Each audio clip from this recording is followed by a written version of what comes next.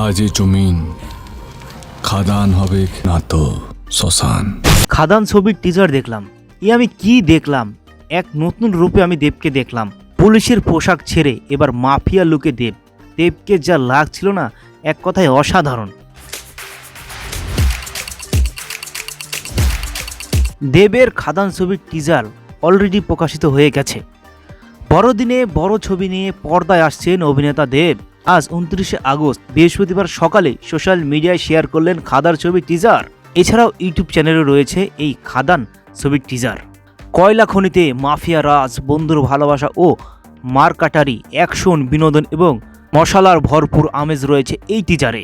দেব social মিডিয়ায় teaser share করে লেখেন, বন্ধুত্বের এক ঐতিহাসিক জার্নি শুরু হতে চলেছে। তৈরি থাকুন খাদানের নতুন দুনিয়া দেখতে। এখানে ক্ষমতা আছে, লোভ আছে, আর আছে সংঘাত। অনেকদিন ধরেই এই ছবির খুঁটিনাটি বিষয় নিয়ে সামনে আনছিলেন দেব। কখনো চরিত্রের মোশন পোস্টার, আবার কখনো চরিত্রের লুক।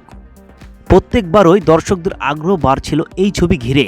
কারণ বিগত কয়েক বছর দেবকে পারিবারিক ছবিতে যেভাবে দেখা গিয়েছে, সেখানে খাদান তার ক্যারিয়ারে বড় গেম চেঞ্জার বলা যায়। খাদান টিজার যদি আপনি এখন পর্যন্ত না দেখে থাকেন, তাহলে এখনই আপনারা দেবের অফিসিয়াল ফেসবুক পেজ এবং ইউটিউব চ্যানেলে দেখতে পারবেন টিজারটি।